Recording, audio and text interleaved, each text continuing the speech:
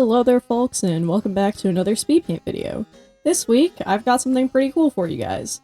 So recently, I opened up a store on TEEZR, which is this new, run-by-artists, print-on-demand t-shirt shop. I mean, they also have other stuff like long-sleeve shirts and sweatshirts, but mainly what's on my storefront is t-shirts. And I do have something like a Redbubble store and a TeePublic store, but I haven't really uploaded to those in a really long time, and the fact that TEEZR seems like so focused on helping support actual artists is like really cool to me, and I thought it would be fun to design some new designs. And while I was waiting to be approved, since they do screen everyone to make sure you're not doing AI or something like that, I decided I would make a speed paint of some of the earliest designs from my shop. So without further ado, let's take a look at my process for designing some of my very first t-shirts.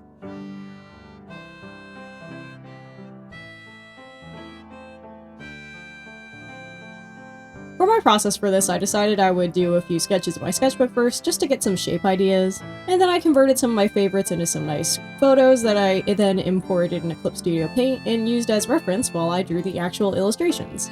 This one is a winged mystical fox that I thought it would be fun to add like a lot of fun dreamy colors, things you wouldn't see on an actual real fox. And I thought it would just be, you know, fun to draw a winged creature. Usually when I do a lot of drawings, especially on my YouTube channel, it's a lot of fan art based stuff, but, you know, on a storefront I want to make sure it's a lot of original content so I don't get, you know, copyright struck or anything, so I thought it'd be fun to do some nice, mystical, weird little creatures. And this fox felt like a fun way to get into that. I made it have these glowing eyes to make it resemble a bit of a spirit. And I really just wanted to have a lot of fun with the lines here, have a lot of fun with the motion, and really give it this like purple, blue, periwinkle-esque sort of color palette. What's really interesting about like designing a t-shirt versus any other illustration is the fact that the backgrounds are quite different. Like for most of my other illustrations, the backgrounds tend to stay, you know, within the canvas size. They're rectangular, they fill the whole image, but for a shirt you kind of have to think about how it looks while printed on something. So you have to build in your own shape for negative space. So for this fox, I kept it really simple.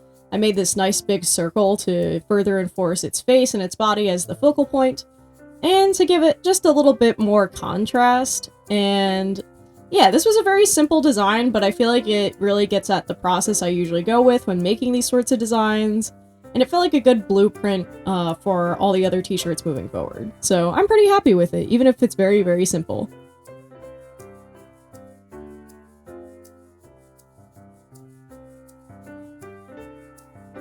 The next design is something a little bit more specific, I suppose, to my character design sensibilities. Instead of just being like a simple mystical fox, this is a character that I've been taken to calling Spirit. And they're from this setting that I haven't developed that much, but it's basically my take on a generic fantasy setting, with the whole works, you know, the different types of folks like orcs and elves and all that. But it's also got a few creatures, and I was imagining this sort of character who's somewhere between like Mew and a Moogle and like a mouse, or an angel, and I imagine them as being like something like a tutorial fairy, I guess like how the fairies function in some of the older Zelda games. So, I don't know, I've just wanted to, you know, flesh out this character design that I've had for maybe over a year at this point. And they still don't really have a name, I've still just been calling them Spirit. And I think they come in a lot of different colors too, like I think there's a bunch of different ones, so this was really quite a journey, and not just getting to make a t-shirt design, but it was also a journey in doing some color tests for this character. And as you watch my process here, I'm sure you get to see just how many iterations of colors I went through for this thing. It was really quite an odyssey. I wanted to take a lot of inspiration from like mid-2000s, like late 90s era, like mascot characters, so things like Karoberos from Cardcaptor Sakura, pretty much any Pokemon, like any creature of that sort. Like I'm struggling to think of more by name, but you know the genre of creature I'm talking about, those cute little mascot, comic relief-esque guys. So I really wanted the colors to like reflect that sort of vibe. Like I wanted it to feel kind of nostalgic, like it's from an old game. So yeah, I had a lot of fun trying to experiment with this. It was really quite a journey. I even went back and this process is filmed in two parts. One part where I'm doing most of the work, and then one part because I almost forgot to shade everything. For all the illustrations today, I shaded with a halftone technique, where I basically took a nice black, like, airbrush, and then turned it into a halftone layer in Clip Studio, and then recolored the layer. There's this really good tutorial by Goompy, who's this fake mount artist that I like, that basically just explains that process. Maybe I'll link that, or maybe I'll just explain it on another day, since I think it's a very simple way to add, like, this nice texture and vibe to your piece without having to do a whole ton of effort. And I just love how halftones look, so I've been using them pretty generously in all of my t-shirt designs for TEEZR so far. And yeah, they're just a lot of fun to work with. These lines were also quite a bit to color, since there were so many discrete colored regions in this piece. So it took me quite a while to color all these lines, but it was still a lot of fun. For the background triangle, I tried to, again, hit this sort of retro vibe.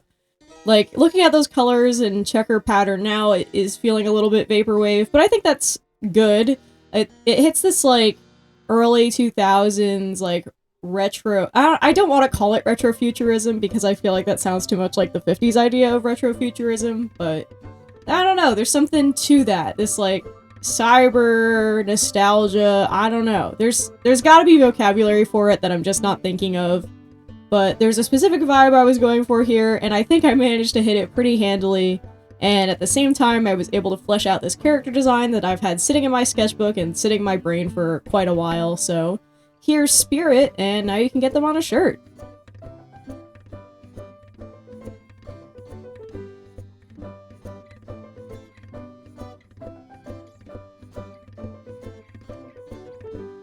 My next design is a Pride-focused design. I figured I would probably include several different Pride-based designs on my shop, and I thought a fun way to start out would be with this cool serpent design idea.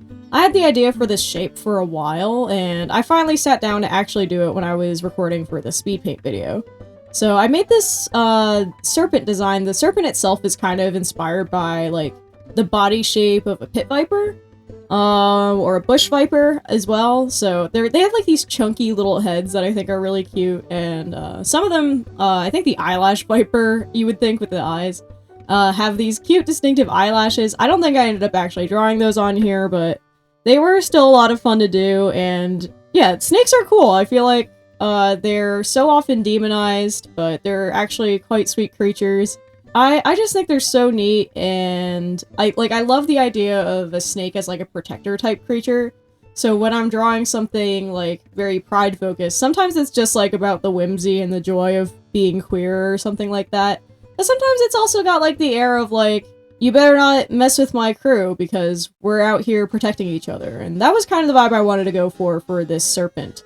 And I just thought it would make for like a cool like angel thing. Like, I feel like snakes, like, especially thanks to things like Christianity and stuff, are so associated with, like, the devil and evil, but I think, like, they're just cool creatures. They're just, like, good little dudes, and I decided to make it kind of angelic to give it, like, this otherworldly vibe, give it a fantastical vibe, so it's not, like, literally just a snake.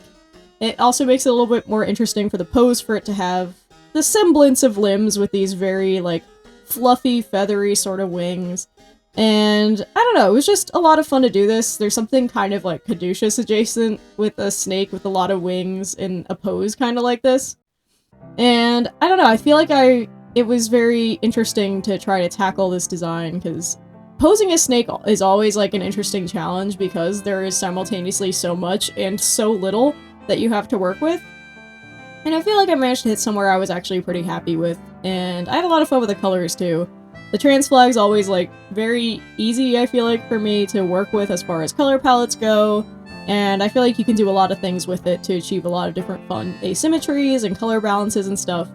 And I feel like I managed to hit, like, a character design that feels, like, regal and protective, and I think that's exactly what I was going for when I was thinking about this idea in my head, and I feel pretty happy with the result. This was a lot of fun to draw. There were a lot of challenges when it comes to, you know, figuring out how to pose it correctly, but thankfully I managed to figure out a lot of those in the sketching phase of my sketchbook, and I got to just focus on things like color and drawing these wonderful little wings once I got it onto Clip Studio. So yeah, I'm very happy with this design. I feel like it's a good inaugural Pride design, and at the time of recording I already have like a few more Pride-based designs on my shop, so this one's no longer alone, it's got plenty of company and other fun designs as well.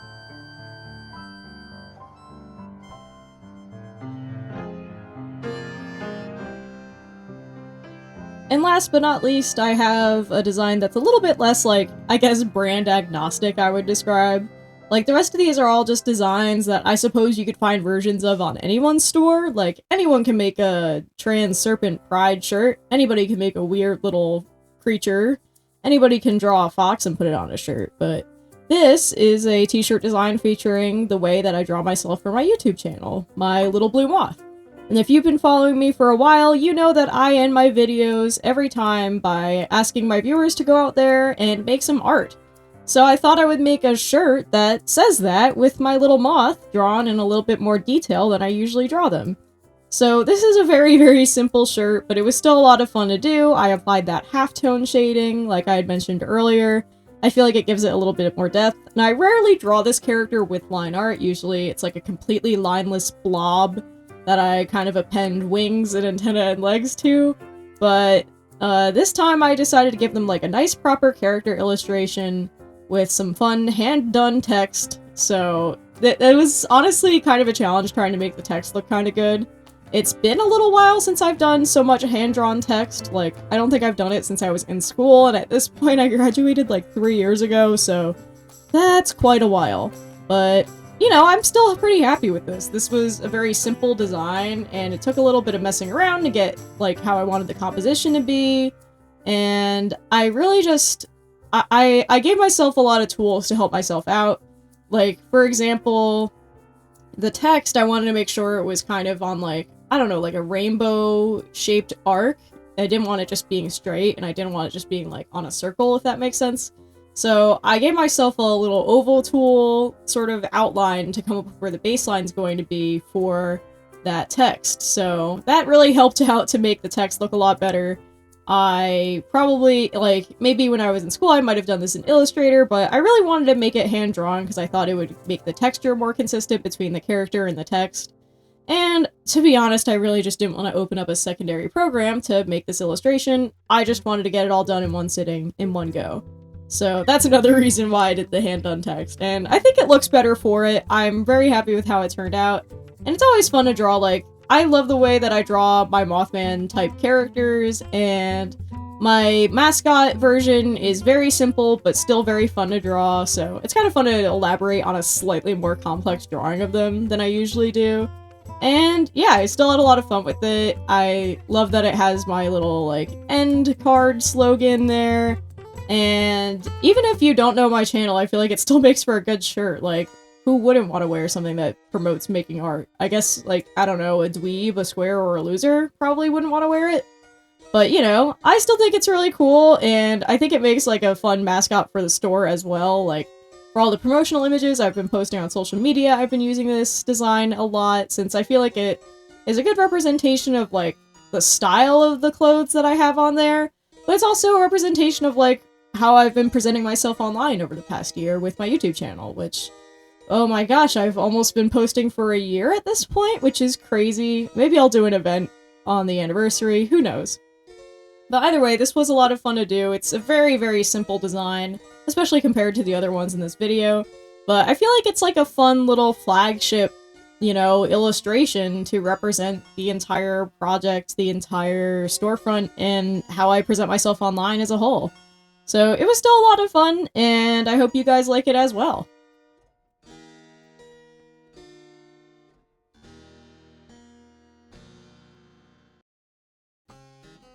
And with that, that is all I've got for you guys today. Thank you all so much for watching. Let me know which one of these designs was your favorite. I had a lot of fun with them. And by the way, if you go check out my TEEZR store now, it has more than just these 4 designs on it. Actually, at the time of recording, it's got over 30 designs on the store. And I'm very happy with how they've all come out. I've done so many different versions. I've done, like, character art. I've done some more humorous ones. There's just a lot of variety, and I'm excited to add even more designs to the store, because it's just a lot of fun to design things for it. And I hope it also gives you guys something to look at and to do, and if you'd like to support me, going to my shop now is a great way you can do that. And speaking of supporting me, if you would like to support me, I've got an upcoming project that will be launching about a month from now at the time of you seeing this, and that will be my Mothman Pride Stickers Volume 2 Kickstarter campaign. Last year I ran a Kickstarter campaign featuring my Mothman Pride stickers, and this year I'm doing it again, but it's going to be even bigger and better than last year with newly refreshed designs, more stretch goals with different kinds of merchandise, and all sorts of fun stuff. So if you want to show your pride, if you just want to have some colorful moth stickers, please follow the project and let everyone know, spread the word. I would love to reach 100 followers before the project launches, so if you spread the word, maybe we can reach that. And if you'd like to support me, but my Kickstarter is already over, or you've already taken a look at my TEEZR store, why not check out my Ko-fi page? You can just support me monthly for as little as $1 a month, and that really helps. And you also get benefits like looking at my blog posts that I post every once in a while for free, which let you see what kind of creative projects I'm working on. And there's a bunch of other stuff like my shop, which has a lot of adoptables and other downloads. I've got my commissions on there, and if you just want to send me like a tip of literally $1, you can send it on my Ko-fi, and I'll really appreciate it. And with that, that is all that I've got for you guys today. So thank you all so much for watching. I hope you enjoyed this video, and in the meantime, why don't you guys go out there and make some art?